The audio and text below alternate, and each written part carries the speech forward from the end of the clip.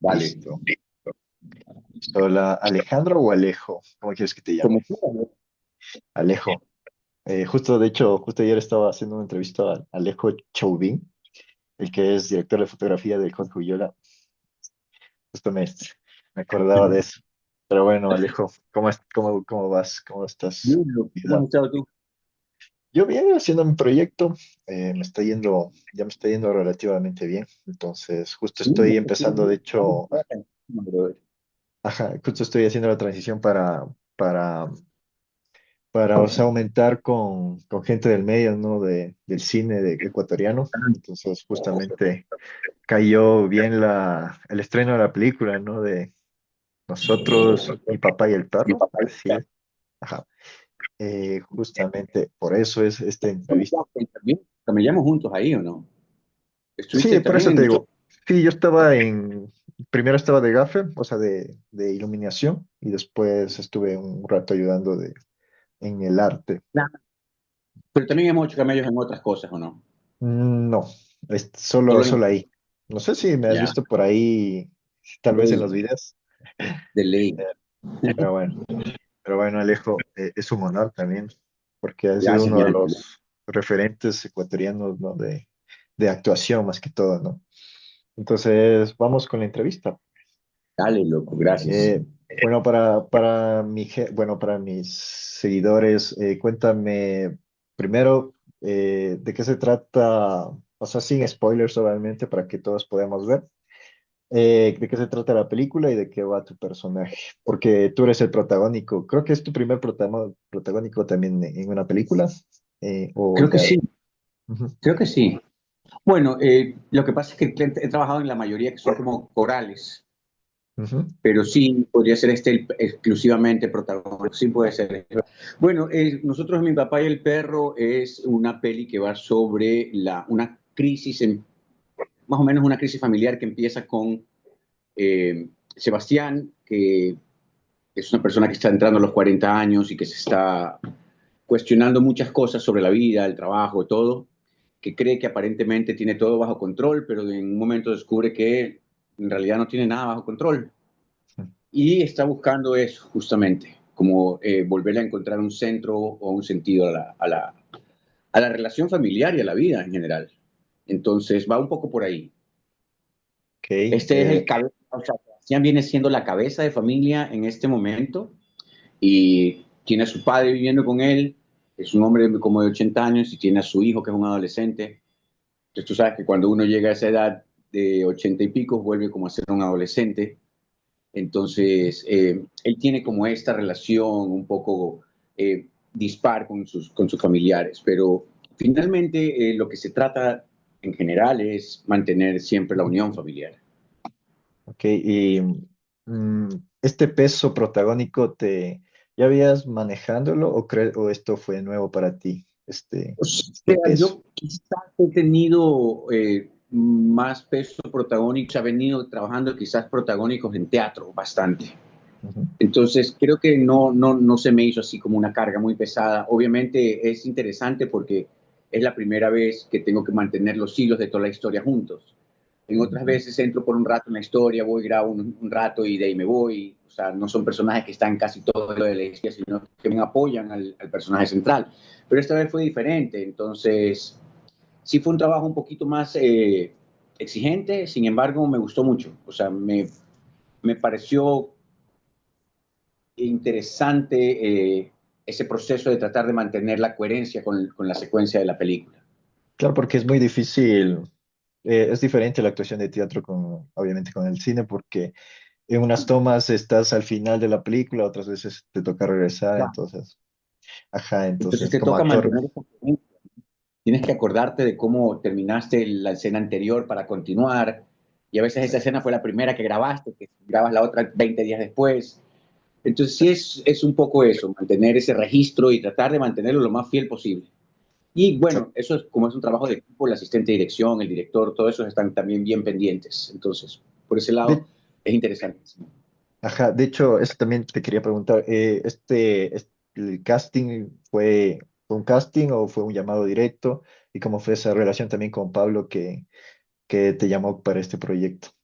Claro, yo estaba grabando con Iván Mora, Gafas Amarillas, Ujú. y Ah, yo había conversado ya con Pablo. Y Pablo me dijo, loco, tengo este teaser que quiero comenzar a mover porque quiero que sea un proyecto, para que sea un largo. Entonces grabamos un pequeño teaser. ya. Y de ella me desconecté. O sea, Luego, eras tú sí o sí.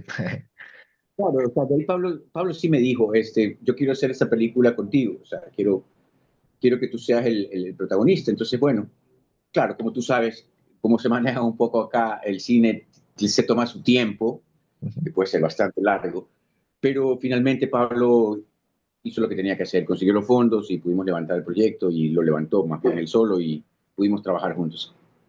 Sí.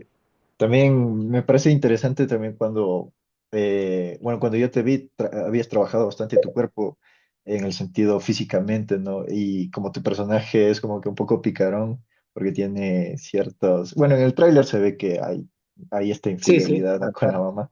Entonces, me parece eso también que si hubo un trabajo así detrás o también fue parte tuya.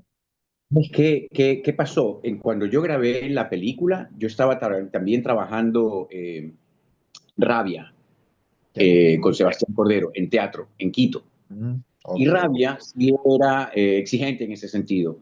Sí había tenido que hacer un plan de cambios físicos que conversamos con Sebastián, con Cordero. Entonces, de hecho, te voy a contar una anécdota.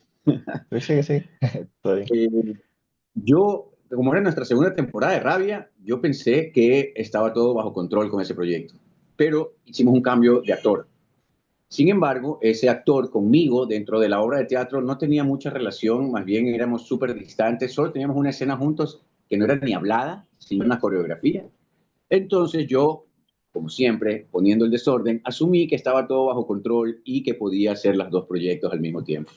Ya. Pues resulta que me fui a grabar con Pablo y me estaba sonando el teléfono como una locura. Yo veo como 20 llamadas perdidas y era el asistente de dirección de Sebastián que me estaban buscando y yo le dije, pero ¿cómo? O sea, me vine a grabar, yo no sabía lo del ensayo, yo no pensé que yo tenía que estar, pues casi me botan, loco. Me tuvo que llamar, o sea, ahí sí tuve que apelar a la amistad con el productor, que es mi hermano de hace muchos años, porque primero me llamó Sebastián y, no, primero me llamó el productor y me dijo, loco, me acaba de decir Sebastián que te tenemos que cambiar. Y yo, puta, se me derrumbó el piso, porque yo ese proyecto sí lo quiero mucho. Entonces tuve que llamar a Sebastián, pedir disculpas, rogarle a mi amigo que meta las manos por mí y hablar con Pablo también. Pablo quería llamar a Sebastián, yo le decía que no, que eso sí iba a ser. Fue un relajo, brother, y puse aprietos a las dos producciones. Pero lo bacán es que a veces también tengo amigos dentro de las producciones y la amistad en algún sentido se acomodó un poquito. No te voy a decir que no les costó a los dos, porque a, a Pablo le costaron un par de días de producción. Eh, pero sí, originalmente sí se había hablado que la prioridad era Rabia, entonces tenía que concentrarme un poco en eso. Pero lo del cuerpo fue un poco por eso, porque la exigencia de la obra de teatro me lo pedía y coincidió un poco pues con el personaje y quisimos aprovecharlo también. Sí, sí, porque ajá, el personaje era bastante carón en ese sentido. Claro, Y justamente también, ¿cómo fue esa química también con tus compañeros de reparto? Porque lo poco que vi, sí era bastante buena la relación, pero ¿cómo fue esa claro. experiencia? Lo conocí en el teaser, no había trabajado con él, me pareció una persona increíble. Yo a Estefano ya lo conocía porque habíamos trabajado juntos, no como actores, más bien trabajamos creo que en 87, pero yo no tenía algo con él, sino que estuve por ahí entre los que pasaban por ahí. A Montserrat ya la conocía porque ya habíamos grabado algo también con Pequi en Ecuavisa. A Esteban no lo conocía, pero me pareció increíble el mar. Y ¿Ya? tuvimos buena química, buena relación entre padre e hijo. Y el resto, pues, fue bacán, se fueron añadiendo y yo creo que hubo bastante química con Estefano. O sea, tiene un gran sentido del humor y yo con eso conecto bastante rápido. Entonces yo me identifico con las personas con el humor y a través de eso entablamos una relación que ya después se pone más seria con los personajes y eso, pero ya hay química. Entonces trato de aprovechar un poco con eso. Y el man tiene un sentido del humor increíble, igual que el Pablo. Es reírse todo el día en el set. Sin embargo, ya cuando entra en la parte seria, pues son bastante profesionales en ese aspecto. Estefano, disculpa, Estefano era el hermano, ¿verdad? Vamos, claro. Sí, tu hermano en la película, ¿cierto? Ajá, sí. Ajá, sí, sí, ok. Y eso también es interesante también porque hay el perrito que funciona como personaje también. ¿Qué es esto? Un poquito hablar qué funciona el perro en la película y cómo fue también. Creo que fue tu una primera experiencia con grabando con un animal, tal vez. Increíble. Yo pues amo los perros, bro. Sí, sí. Soy súper fan de los perros, tengo dos, amo los animales en general. Y fue increíble, y es un símbolo potente dentro de la historia, porque el perro es, en algún sentido, es parte de la familia, es un personaje que siempre está presente y es el personaje que marca el paso del tiempo, porque Mm, ya es un perro que cuando veas la peli vas a entender que el perro llegó a la casa desde chiquito y que ya está viejito. Entonces, marca un poco el proceso de cómo ha ido creciendo esa familia. Entonces, nosotros llegamos como a esa etapa final de la familia. Entonces, el perro está todo el tiempo en las escenas, deambulando, siendo parte de la familia, pero en silencio. bacán. Bueno, cambiando un poquito más de tema y hacia ti, a tu carrera, veo que también estás participando bueno, te vi en Shaman. La verdad es que me gustó bastante tu papel, o sea, del padre, ajá, del padre. También cómo fue su experiencia, porque parece muy interesante. Que eso creo que, o sea, tú lo grabaste, según lo que tengo entendido, fue más o menos en 2023 y ¿Sí? se estrenó bastante rápido a diferencia de Claro. nosotros. Claro. No, es una producción de afuera, en realidad. Es una Ujú. producción americana, canadiense, entonces creo que por ese lado ese presupuesto estaba cubierto. Y creo que es lo que más demora aquí en el cine, el post, que es lo que la Ajá, gente más se ancla. La experiencia es potentísima, haber trabajado con actores de otro país y en otro idioma. Sí fue un desafío porque, claro, no, yo no, sí he hablado inglés desde muy chico. Mi papá siempre mantuvo esa opción con nosotros, sí, porque hablaste entonces, pero muy bien. Ujú, muy bien nunca había hablaste. actuado. ¿Ah, sí? Entonces, A mí sí me sonó claro, bien. gracias, loco.